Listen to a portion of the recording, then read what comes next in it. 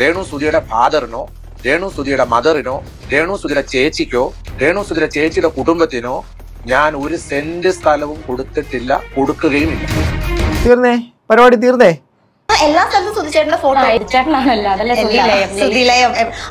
എല്ലായിടത്തും സുധിച്ചേട്ടനാണ്, എല്ലായിടത്തും എല്ലാത്തിനും തൂണിലും തുരുമ്പിലും സുധിച്ചേട്ടനാണ്. കിച്ചൺ നീറ്റ് ആണെങ്കിൽ നമുക്കറിയാം ആ വീട് എത്രത്തോളം നീറ്റായിട്ട്. കിച്ചൺ നീറ്റാണ്, അതുകൊണ്ട് ആ വീട് നീറ്റാണ്.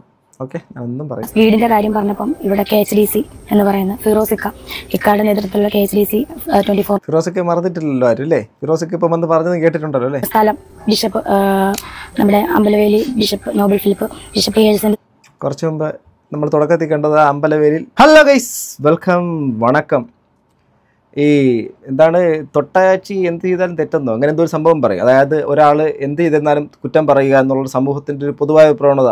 അങ്ങനെയുള്ള രീതിയിലേക്ക് നമുക്കൊരിക്കലും ഇപ്പോൾ രേണു സുധിയുടെ കാര്യം കാണാൻ വേണ്ടിയിട്ട് പറ്റത്തില്ല. ഇപ്പോൾ റീസെൻ്റായിട്ട് വന്നേക്കുന്ന ബിഷപ്പ് നോബൽ ഫിലിപ്പ് അദ്ദേഹം സംസാരിക്കുന്ന കുറച്ച് കാര്യങ്ങൾ ഞെട്ടിക്കുന്നത് തന്നെയാണ്. അതുപോലെ തന്നെ ഇവരുടെ ഈ ഒരു ഹൗസ് വാമിങ്ങിന് അഥവാ അതുമായിട്ട് ബന്ധപ്പെട്ടുള്ള ഒന്ന് രണ്ട് കാര്യങ്ങളുടെ ഒരു വളരെ നിർണായകമായ ബൈറ്റും ഞാൻ ഇതിനകത്ത് വയ്ക്കുന്നുണ്ട്. അതുകൂടെ കണ്ടിട്ട് നിങ്ങൾ വിലയിരുത്തുക. ഒരുപാട് പേരും ആത്മാർത്ഥമായിട്ടാണ് രേണു സുധിയുടെ കൂടെ തന്നെ നിന്നത്, ഞാനടക്കമുള്ള ആൾക്കാർ. പക്ഷേ അവരുടെ ഇന്നത്തെ ഒരു മാറ്റം, ഞാൻ തുടക്കത്തിൽ തന്നെ ഒരു കാര്യം പറയാം. ഇപ്പോൾ ഉണ്ടായിരിക്കുന്ന കോലാഹലങ്ങൾക്ക് പിന്നിൽ രേണു സുധിക്ക് ഒരു വ്യക്തമായ ലക്ഷ്യമുണ്ട്. അത് ഞാൻ ഈ വീഡിയോയിൽ തന്നെ പറയാം. ഇതിൻ്റെ കൂടെ തന്നെ അങ്ങ് പറഞ്ഞു പോകാം. അതുകൂടെ കേൾക്കുമ്പോഴേക്കും ഇതെന്തുകൊണ്ടാണ് രേണു സുധി ഇപ്പോൾ വീടിനെതിരെ ഒരു ആരോപണം കൊണ്ടുവന്നുള്ള കാര്യമൊക്കെ നിങ്ങൾക്ക് കുറച്ചുകൂടെ കൺവിൻസിങ് ആവും. അപ്പോഴേ നിങ്ങൾക്ക് മനസ്സിലാവുള്ളൂ. അത് തന്നെ ആയിരിക്കും നിങ്ങളും കാത്തിരുന്ന ഒരു ആൻസർ. ഇതൊന്ന് കേട്ടു നോക്കൂ. ഇതിവിടെ ചോരുന്നെന്ന് അറിഞ്ഞു കഴിഞ്ഞാൽ എനിക്കൂടെ അത് ബുദ്ധിമുട്ട് വരുന്നില്ലേ? ഞാനിപ്പോൾ ഒരു വർക്ക് അവർക്ക് കൊടുക്കുക, KHDC ഞാൻ ഒരു വർക്ക് പിടിച്ചു കൊടുക്കുക. ഈ ന്യൂസ് ഇന്നലെ അത് കണ്ടതോടുകൂടി എന്റെ ക്രെഡിബിലിറ്റിയും പോത്തില്ലേ? രേണു സുധി പബ്ലിക് പ്ലാറ്റ്ഫോമിൽ വന്ന് ഇത് ഇദ്ദേഹത്തിൻ്റെ മുൻകാല ഇൻ്റർവ്യൂസ് കണ്ടിട്ടുള്ളവർക്കറിയാം. രേണു സുധിക്ക് വേണ്ടിയിട്ട് ഞാൻ എൻ്റെ സ്ഥലം ഇത് കുറച്ച് സ്ഥലം ഞാൻ കൊടുക്കാൻ തയ്യാറാണെന്ന് അദ്ദേഹം ഇന്നത് മാറ്റി പറയുന്ന സാഹചര്യം വരെ എത്തിയിട്ടുണ്ട്. അത് വഴിയെ നിങ്ങൾക്ക് കേൾക്കാൻ വേണ്ടിയിട്ട് പറ്റും. പിന്നെ നിങ്ങളോട് ഞാൻ പറഞ്ഞ ഒരു പ്രധാനപ്പെട്ട കാര്യം, രേണു സുധി എന്തുകൊണ്ടാണ് നിലവിൽ അവരുടെ ആ വീടിനെക്കുറിച്ച് ഇങ്ങനൊരു സാഹചര്യം പെട്ടെന്നൊരു പബ്ലിക്കിൻ്റെ മുമ്പിലേക്ക് തുറന്നു വിട്ടത്, ആ ഒരു കുപ്പിൽ നിന്നൊരു ഭൂതത്തിന് തുറന്നു വിട്ടത് എന്നുള്ള കാര്യം. പൊതുവിൽ മൊത്തത്തിൽ വീട്ടുകാർ നമ്മുടെ സമൂഹം ഇങ്ങനൊരു കാര്യം പറയുമ്പോഴേക്കും പൊതുവിൽ ഞാനടക്കം അല്ലെങ്കിൽ നിങ്ങളടക്കമുള്ള ആൾക്കാരെല്ലാം അവർക്കെതിരാവും എന്നുള്ളൊരു കാര്യം അറിയാത്ത ഒരാളൊന്നുമല്ല രേണു സുധി.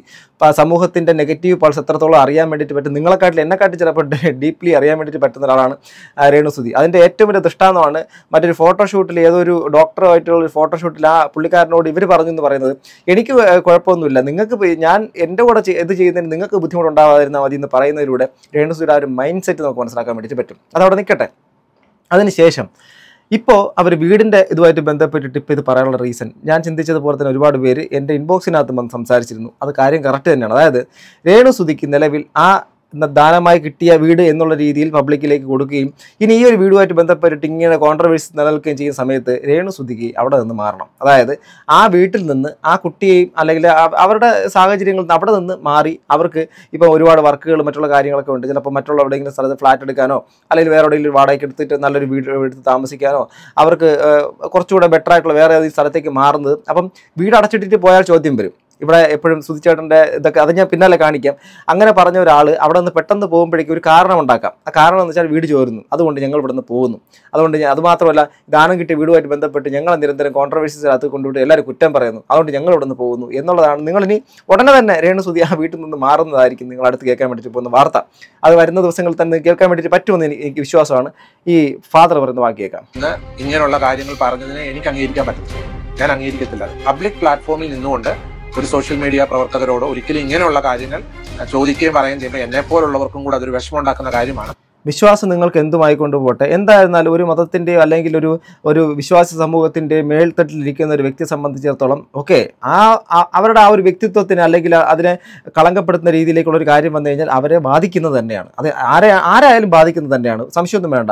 അതിനകത്താണ് ഇങ്ങനെ ഇപ്പം നമ്മൾ പല നെഗറ്റീവായിട്ടുള്ള കാര്യങ്ങൾ ഇപ്പം ഈ ബിഷപ്പുമാരായിക്കോട്ടെ മറ്റുള്ള പല ഇതിനകത്ത് ഇപ്പം അമ്പലത്തിലെ സന്യാസിമാരായിക്കോട്ടെ അമ്പലവുമായിട്ട് ബന്ധപ്പെട്ട് നിൽക്കുന്ന ആൾക്കാരായിക്കോട്ടെ മറ്റ് ഇതര മതവിഭാഗത്തിൽപ്പെട്ട ആൾക്കാർ എന്തെങ്കിലും കളങ്കം വന്നവരെ മാറ്റി നിർത്തുന്ന സ്വഭാവം വരും. ഇതിങ്ങനെ ഒരു സംഭവത്തിന് ഒരു ഉപകാരം ചെയ്ത ആ ഒരു മനുഷ്യന് പോലും, അതായത് ബിഷപ്പ് നോബൽ ഫിലിപ്പ് അമ്പലവേളിൽ അല്ലേ, അദ്ദേഹത്തിന് അമ്പലവെളിയിലാണോ വേളി, ഓക്കെ, അദ്ദേഹത്തിന് പോലും ആ ഒരു കാര്യം കൊണ്ട് ഇങ്ങനെ പറയേണ്ടി, തിരുവസ്ത്രവും അണിഞ്ഞ് അദ്ദേഹത്തിന് അത് പറയേണ്ടി വരുന്ന സാഹചര്യം വന്നിട്ടുണ്ടെങ്കിൽ ഭയങ്കര മോശമല്ലേ രേണു? ഇത് കാണുമെങ്കിൽ നിങ്ങൾ ദയവായി നിങ്ങൾ ഇങ്ങനെയൊക്കെയുള്ള നിങ്ങളെ സഹായിച്ച് ഇത്രയും ആൾക്കാരെ കൊണ്ട് ഇങ്ങനെ പബ്ലിക്കിൻ്റെ മുമ്പിലേക്ക് ഇങ്ങനെ കൊണ്ടുവരാനുള്ള കാരണം നിങ്ങളൊരു ഏതോ ഒരു ഇൻ്റർവ്യൂ ഒരു ചാനലിന് കൊടുത്തൊരു ബൈറ്റാണ് നിങ്ങളുടെ വീട് ചോരുന്നു എന്ന് പറഞ്ഞിട്ട്. രേണു സുധി എന്ന് പറയുന്ന ഒരു കലാകാരിക്കോ, രേണു സുധിയുടെ ഫാദറിനോ, രേണു സുധിയുടെ മദറിനോ, രേണു സുധിയുടെ ചേച്ചിക്കോ, രേണു സുധിയുടെ ചേച്ചിയുടെ കുടുംബത്തിനോ ഞാൻ ഒരു സെന്റ് സ്ഥലവും കൊടുത്തിട്ടില്ല, കൊടുക്കുകയുമില്ല. തീർന്നേ, പരിപാടി തീർന്നേ. കൊടുത്തിട്ടില്ല, കൊടുക്കുകയുമില്ല. അദ്ദേഹത്തിൻ്റെ വസ്തുവിലാണെന്നാണ് എനിക്ക് തോന്നുന്നത്. അറിയില്ല, അറിയുന്നവർ കമൻറ്റ് ചെയ്യൂ. അപ്പോൾ ആ ഒരു സംഭവം കൊടുക്കുകയുമില്ല, കൊടുത്തിട്ടുമില്ല എന്ന് പറയുന്നു. അപ്പോൾ പിന്നെ ആലോചിച്ച് നോക്കൂ. അപ്പോൾ പിന്നെ ഇനി എങ്ങനെയായിരിക്കും സംഭവങ്ങൾ നടക്കുക? വീട് വെച്ച് കൊടുത്ത് അവരെ കുറ്റം പറഞ്ഞ് അവരെ തള്ളി പറഞ്ഞു. ഓക്കെ, അവരുടെ സ്വന്തം പൈസ കൊടുത്ത് അവർ വെച്ചതാണ്, എന്നിട്ട് സാധനങ്ങളും എല്ലാം വാങ്ങിച്ചു കൊടുത്തു. ഓക്കെ, അതിനുശേഷം ഈ വസ്തു ഇദ്ദേഹത്തിൻ്റെ വസ്തുവിലാണ് വച്ചേക്കുന്നതെന്ന് തോന്നുന്നു. അപ്പോൾ അദ്ദേഹം അത് കൊടുത്തിട്ടില്ല, അത് കൊടുക്കത്തില്ല എന്ന് പറഞ്ഞാൽ എന്തായിരിക്കും സംഭവിക്കാൻ വേണ്ടിയിട്ട് പോകുന്നത്? ആ ഒരു വീട് നഷ്ടപ്പെടുകയല്ലേ ചെയ്യുന്നത്? എത്രയോ പാവങ്ങൾ, എത്രയോ കഷ്ടപ്പെടുന്ന ആൾക്കാർ, അവർക്കാർക്ക് കഴിഞ്ഞ ദിവസം ഞാനൊരു ചോദ്യം ചോദിച്ചിരുന്നു. വാടക വീട്ടിൽ കിടക്കുന്ന, പ്രവാസി ജീവിതത്തിൽ കിടന്ന ഒരു വീട് വയ്ക്കാൻ വേണ്ടി സ്വപ്നം കാണുന്ന, വീട് പണി പൂർത്തിയാക്കാൻ വേണ്ടിയിട്ട് പറ്റാത്ത കടക്കണിയിൽ അകപ്പെട്ട, ഒരു നല്ലൊരു വീട് എന്നുള്ള സ്വപ്നവും കണ്ടുകൊണ്ട് ഇന്നും ഷെഡിലും മറ്റുള്ളതും കിടക്കുന്ന എത്രയോ ആയിരക്കണക്കിന് ആൾക്കാർ, അവരുടെ കമൻറ്റുകൾ കണ്ടപ്പോൾ കണ്ണുനീര് വന്നുപോയി.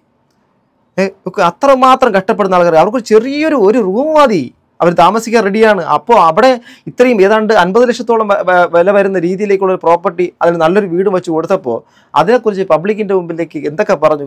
അവർക്കതിൽ നിന്ന് എവിടെ നിന്നെങ്കിലും ഒഴിഞ്ഞു പോകണം, ആ ഭാഗത്തു നിന്ന് മാറണം അവർക്ക്. അതാണ് ഈ ഒരു സംഭവങ്ങളൊക്കെ ഉണ്ടാക്കിയത്. പക്ഷെ കുറേ ആൾക്കാരെ കരിവാരി തേച്ചു. ഈ ഒരു വീട് കൊടുത്തതിൽ എനിക്കുണ്ടായ കുറേ പ്രോബ്ലംസ്, അത് എഴുതി കൊടുത്ത കാരണത്താൽ എന്നെ വളരെയധികം ഒത്തിരി സ്ഥലങ്ങളിൽ എന്നെ പ്രയാസപ്പെടുത്തി, എന്നെ ഒരുപാട് കരയേണ്ട അനുഭവങ്ങൾ വന്നു. കൊല്ലം സുധീർ ഒരു ബിഷപ്പ് എന്ന് പറഞ്ഞാൽ അദ്ദേഹത്തിന് കരയിക്കേണ്ട ഒരു സാഹചര്യം വന്നിട്ടുണ്ടെന്ന് പറഞ്ഞാൽ ചില്ലറ കാര്യമാണോ?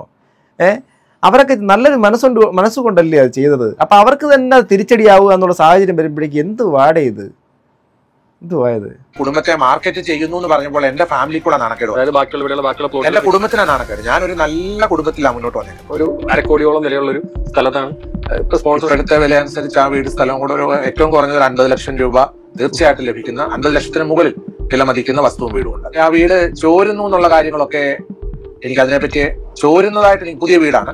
പിന്നെ അവർ പലപ്പോഴും ഈ മഴ പെയ്യുന്ന സമയത്ത് ഈ വീടിന്റെ സൈഡിൽ ഗ്ലാസ് വെച്ചിട്ടുണ്ട്. ഇവര് ബിൽഡേഴ്സ് അത് ചെയ്തിരിക്കുന്നതിന്റെ റീസൺ എന്ന് പറഞ്ഞാൽ എയർ സർക്കുലേറ്റ് ചെയ്യുക എന്നുള്ളതാണ്.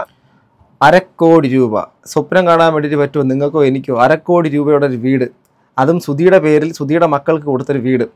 അപ്പോൾ ആ ഒരു സംഭവം അതിനകത്ത് കുറ്റം പറയുമ്പോൾ ഒന്ന് മിനിമം ആലോചിക്കേണ്ടേ? എന്തെങ്കിലും ചെറിയ ചെറിയ മെയിൻ്റനൻസ് ഒന്നും നമുക്ക് ചെയ്താൽ മതി എന്നുള്ളൊരു കാര്യം ചിന്തിച്ചാൽ പോരെ. അതല്ല, ഇപ്പോൾ ദാനം കിട്ടിയ പശുവിൻ്റെ പല്ലണ്ടി നോക്കുകയും ആ പല്ലണ്ടി നോക്കിയതിന് ശേഷം അവിടെ സ്വർണ്ണപ്പല്ല് വെച്ച് തരികയും ചെയ്യണമെന്ന് പറയുന്നൊരു സാഹചര്യം എന്തുമാത്രം ഇത് ആശാസ്യകരമാണോ ഇത്? അവര് അത് ചെയ്തേക്കുന്നതാണ് എന്നാണ് മനസ്സിലാക്കാൻ കഴിഞ്ഞത്. അതുകൊണ്ട് ഇനി ഒരു ചാരിറ്റി ചെയ്യാൻ അവർക്ക് മടി വരുമെന്ന് അദ്ദേഹം പറഞ്ഞിട്ടുണ്ടെങ്കിൽ അദ്ദേഹത്തിന്റെ ഹൃദയത്തിൽ തട്ടി തന്നെ അത് പറഞ്ഞു. ആലോചിച്ച് നോക്കണം, ഇദ്ദേഹം ഒരു ക്രിസ്ത്യാനി, വീട് വെച്ച് കൊടുത്ത മറ്റൊരാൾ അത് ഒരു മുസ്ലിം, ഓക്കെ, ഇസ്ലാം മതവിശ്വാസി, ഇനി മറ്റുള്ള പല മതസ്ഥരും മറ്റുള്ള ആൾക്കാരുണ്ടാവും. അഥവാ നാനാ ജാതി മതഭേദമന്യേ ഒരു സാഹോദര്യത്തിൻ്റെ ഒരു കൂട്ടായ്മയുടെ ഭാഗമായിട്ടല്ലേ അവർക്ക് ആ വീട് വെച്ച് കൊടുത്തത്. ഒരു നിമിഷം വന്ന് ഏതോ ഒരു ചാനലിൻ്റെ അകത്ത് കയറി ഇരുന്നുകൊണ്ട് എന്തോ വർത്താനം പറഞ്ഞു, എന്നിട്ട് സിനിമ എന്താണ് മൂവിയുടെ അവസരം കിട്ടട്ടെ, നല്ല രീതിയിൽ വളരട്ടെ, നിങ്ങൾ വളരൂ, നിങ്ങൾ തെറ്റുകളും കൂടെ തിരുത്തൂ. പ്രിയപ്പെട്ട സഹോദരി, ഈ കാണുന്ന സംഭവത്തിൻ്റെ അകത്ത് നിങ്ങൾ ഇപ്പോഴും നിങ്ങൾ വളർച്ച എന്നാണ് ചിന്തിക്കുന്നത്. ഇതൊരു വളർച്ചയാണോ? അതൊരു വളർച്ചയായിട്ടാണോ ചിന്തിക്കുന്നത്? ഇത് നിങ്ങൾക്ക് അറിയാത്തത് കൊണ്ടാണോ നിങ്ങളിത് മനഃപൂർവ്വം ഇത് അവഗണിച്ചിട്ട് ഞാൻ വളരുകയാണെന്നൊരു ചിന്തയാണോ? മൂഢസ്വർഗം എന്ന് പറയുന്നതിന് വെറും എന്താ പറയുക, മറ്റേ മരുപ്പച്ചയാണിത്. നിങ്ങളിപ്പോൾ നിൽക്കുന്ന ലോകം വെറും മായാലോകമാണ്. ഈ മായാലോകത്തിൻ്റെ അപ്പുറത്തൊരു റിയാലിറ്റി ഉണ്ട്.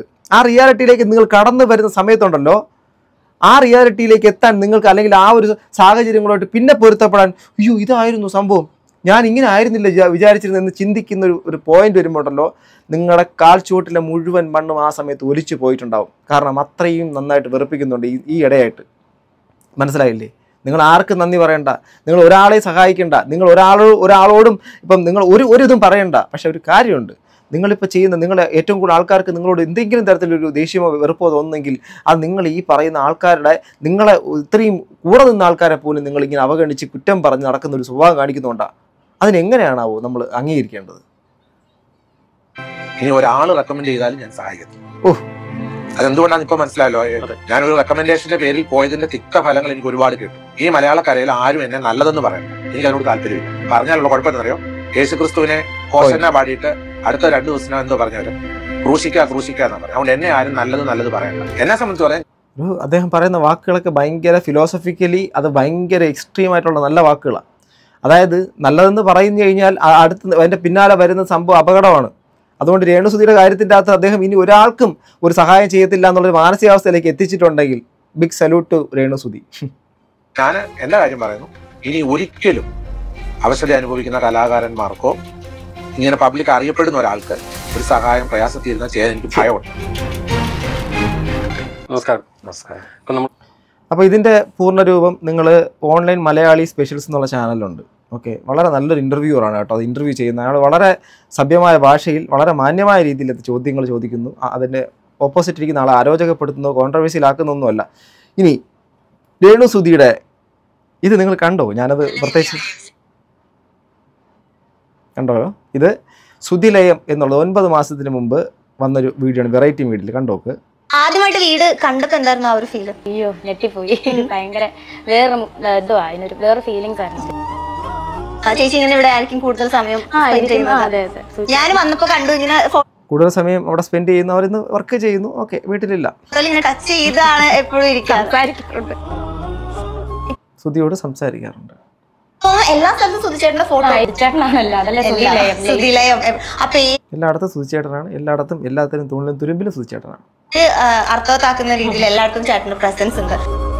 കിച്ചൺ നീറ്റ് ആണെങ്കിൽ നമുക്കറിയാം ആ വീട് എത്രത്തോളം നീറ്റായിട്ട് കിച്ചൺ നീറ്റാണ്, അതുകൊണ്ട് ആ വീട് നീറ്റാണ്. ഓക്കെ, ഞാൻ ഒന്നും പറയുന്നില്ല. കീപ്പ് ചെയ്യുന്ന ആൾക്കാരാണെന്ന്. കിച്ചൺ നീറ്റാണല്ലോ. ഇപ്പോഴൊന്നുകൂടെ പോയി ഇന്റർവ്യൂ എടുക്കാമോ? അപ്പം ഇതാണ് കിച്ചൺ. എനിക്ക് തോന്നുന്നു കിച്ചണില് ഈ ഒരു ഫ്രിഡ്ജ് ഒഴിച്ചിട്ട് ബാക്കി എല്ലാം സ്പോൺസറിംഗ് ആണ്. സ്നേഹം ഭാഗ്യം. സുധിച്ചേട്ടനൊക്കെ ഇഷ്ടപ്പെടുന്ന ആളുകള് കൊടുത്ത ഗിഫ്റ്റുകളാണ് ഈ വാട്ടർ പ്യൂരിഫയർ ഉൾപ്പെടെ എല്ലാം. വാട്ടർ പ്യൂരിഫയർ ഫിറോസൊക്കെ കൊടുത്താ. ഓക്കെ, ഇതിന്റെ കൂടുതൽ വിശദാംശങ്ങളിലേക്ക് ഞാൻ കിടക്കുന്നില്ല. ഇനി ഒരെണ്ണം കൂടെ ഉണ്ട്, ഇതോടെ കണ്ടോ. ഓക്കെ, വീട് കണ്ടോ? മനുഷ്യ സ്നേഹത്തിന്റെ വലിയ ഭംഗിയുള്ള വീട്, ആരും കൊതിക്കുന്നൊരു വീട്. എന്ത് രസമായിട്ടാണ് ചെയ്തിരിക്കുന്നത്. സുധിലയം. അപ്പം കൊല്ലം സുധിയുടെ ഭാര്യ രേണു നമ്മോടൊപ്പം ഉണ്ട്. നമസ്കാരം. സുധിയുടെ വലിയൊരു ആഗ്രഹമായിരുന്നു സ്വന്തമായിട്ടൊരു വീട് എന്ന് പറയുന്നത്. ആഗ്രഹമല്ല, സ്വപ്നമായിരുന്നു. അത് സഫലമാവുകയാണ്. അപ്പം എന്താണ് പ്രേക്ഷകരോട് പറയാനുള്ളത്? സുധിച്ചേട്ടന്റെ സ്വപ്നമാണ് വീട്. ഏട്ടൻ ഇപ്പൊ ഇല്ലെങ്കിലും ഏട്ടന്റെ പ്രസൻസ് ഇല്ലെന്നേ ഉള്ളൂ. ആളുടെ ആത്മാവ് ഇവിടെ തന്നെയുണ്ട്. തീർച്ചയായിട്ടും അദ്ദേഹത്തിന്റെ ആത്മാവ് അവിടെ തന്നെ ഉണ്ടാവും, ഒരു സംശയം വേണ്ട കാര്യം. കാരണം അത്രമാത്രം മനുഷ്യർ സ്നേഹിക്കുന്നൊരു വ്യക്തിത്വമാണ് സുധി. ഞാൻ പലപ്പോഴും ചിന്തിച്ചിട്ടുണ്ട്, ഇത്രമാത്രം ആദരിക്കപ്പെടാനും ഇതൊക്കെ ആക്കാനും സുധി എന്ത് ചെയ്തു എന്നുള്ളൂ. പക്ഷെ ഒരു കാര്യമുണ്ട്, മലയാളികളുടെ ഉള്ളിലുള്ള ആ കാരുണ്യത്തിൻ്റെ അല്ലെ സ്നേഹത്തിൻ്റെ ഒക്കെ ഒരു ഇതാണ്. ആ ഒരു കലാകാരൻ കുറച്ച് കാലം മാത്രം ഇതിനകത്ത് എന്തെങ്കിലും ഒരു കലാമേഖലയിലൂടെ എന്തോ ചെയ്തപ്പോഴേക്കും ആൾക്കാരുടെ മനസ്സിനകത്ത് ആ നിഷ്കളങ്കമായ ചിരി എവിടെയൊക്കെ പതിഞ്ഞു. അതുകൊണ്ട് തന്നെയാണ് ഈ സ്നേഹം. അപ്പം അകാല വിയോഗത്തിൽ പെട്ടെന്ന് നമ്മൾ ആകാവെന്ന് ഓർത്തിരുന്നപ്പം പക്ഷെ നമ്മൾ അനാഥരാക്കിയില്ല. വീടിന്റെ കാര്യം പറഞ്ഞപ്പം ഇവിടെ KHDC എന്ന് പറയുന്ന ഫിറോസിക്ക ഇക്കാരുടെ നേതൃത്വത്തിലുള്ള KHDC 24 ഫിറോസിക്ക മറന്നിട്ടില്ലല്ലോ ആരും അല്ലേ? ഫിറോസിക്ക ഇപ്പം വന്ന് പറഞ്ഞത് കേട്ടിട്ടുണ്ടല്ലോ അല്ലേ? അറിയിച്ചു, ഞങ്ങൾ വീട് ചെയ്തു കൊടുത്തോളാം. അങ്ങനെ വന്നപ്പം സ്ഥലം ബിഷപ്പ് നമ്മുടെ അമ്പലവേലി bishop Noble Philip bishop agency കുറച്ച് മുമ്പ് നമ്മൾ തുടക്കത്തിൽ കണ്ടത് അമ്പലവേലിൽ ആ ബിഷപ്പിന്റെ സംസാരമാണ്. ഇനി മേലാൽ ആർക്കും ഒരു കാര്യം ചെയ്യത്തില്ല എന്ന്. സ്ഥലം ഫ്രീ ആയിട്ട് തന്നോളാന്ന് പറഞ്ഞപ്പോൾ ഇവർ 3 കൂട്ടരും കൂടെ പിന്നെ അതുപോലെ മാസംഘടനയും കൂടെ ഉണ്ട്. ഇവർ ഇത്രയും പേർ ഒത്തൊരുമയോട് കൂടി നമുക്കൊരു ചെറിയ വീട്, നമുക്കെല്ലാം സൂചിച്ചേണ്ട വീട്, സൂചിച്ചേണ്ട മക്കളുടെ പേരിൽ നല്ലൊരു മനോഹരമായ ഒരു വീട് കൊടുത്തു. ശരിക്കും 2020 ഞാൻ കൊല്ലം സുധിയെ ഇന്റർവ്യൂ ചെയ്തിരുന്നു. നമുക്ക് വീടോർമ്മകൾ എന്നൊരു ലേഖന പരമ്പര ഉണ്ടായിരുന്നു. അതിന്റെ ഭാഗമായിട്ട് ഞാൻ അദ്ദേഹത്തെ ഇന്റർവ്യൂ ചെയ്തിരുന്നു. അപ്പോൾ അദ്ദേഹത്തിന്റെ ജീവിതവും വീടോർമ്മകളും ഒക്കെ പങ്കുവച്ചിരുന്നു. ശരിക്കും ആ ഒരു ബാക്ക് സ്റ്റോറിയും കൂടി പറഞ്ഞാലേ ഈ ഒരു വീടിന്റെ കഥ ശരിക്കും പൂർത്തിയാകും. അത് ഞാൻ പ്രേക്ഷകർക്ക് വേണ്ടി വളരെ ചുരുക്കമായിട്ടൊന്ന് പറയാം, തെറ്റുണ്ടെങ്കിൽ ഒന്ന്. എനിവേ ബാക്ക് സ്റ്റോറിയൊക്കെ നമ്മൾ കേട്ടാൽ നമ്മൾ ചിലപ്പോൾ വീണ്ടും ഞെട്ടും. വീട് കുളമാക്കി കയ്യിൽ കൊടുത്തു രേണു. സുധി എന്ന കലാകാരന് വേണ്ടി ഈ ഭവനം പൂർത്തിയാക്കാൻ അത് 10 മാസത്തിന് മുമ്പ് കേട്ടോ. ഏറ്റവും ലേറ്റസ്റ്റ് കമൻറ്റ് നോക്കട്ടെ, ഇത്രയും നല്ല വീട് നമ്മൾ നശിപ്പിച്ചു. സൂപ്പർ രേണു, ഈശ്വര എത്ര നല്ല വീട്. ഓക്കെ, പൊന്നു പോലെ നല്ല ഭംഗിയുള്ള വീട് കുളമാക്കി കൊടുത്തു. എത്ര സെൻറ്റ് ആണ് സ്ഥലം. Special thanks for K. അതൊക്കെ കുറേ പഴയ കമൻസൊക്കെ. എനിവേ എന്താ രേണു സുധി കുറേ നല്ല മനുഷ്യർക്ക് ഇനി മറ്റുള്ളവരെ സഹായിക്കാൻ വേണ്ടിയിട്ട് പറ്റത്തില്ല. അഥവാ സഹായിച്ചാൽ അടുത്ത ദിവസം ഏറി കയറും എന്നുള്ള ഭയമാണ്. കാരണം ഇതൊക്കെ ഇങ്ങനെയുള്ള കാര്യത്തിൽ ഏറി കയറേണ്ടി വന്നാൽ ശൂന്യാകാശം കടന്നു പോയിട്ട് വരുമല്ലോ. അടുത്ത ഗാലക്സിയും കഴിഞ്ഞ് പോകും ചിലപ്പോൾ. അത്ര മാത്രത്തിൽ ഏറി കയറുന്ന കാര്യങ്ങളാണല്ലോ അവർക്കിപ്പോൾ സംഭവിച്ചിരിക്കുന്നത്. പ്രിയപ്പെട്ടവരെ, നിങ്ങൾക്ക് എന്താണ് പറയാനുള്ളത്? നിങ്ങൾ ആത്മാർത്ഥമായിട്ട് കമൻറ്റ് ചെയ്യും. എനിക്കിതിൽ കൂടുതലൊന്നും പറയാനൊന്നുമില്ല. അടുത്തൊരു വീഡിയോയിൽ വീണ്ടും കാണുന്നത് ഗൈസ്. ബൈ.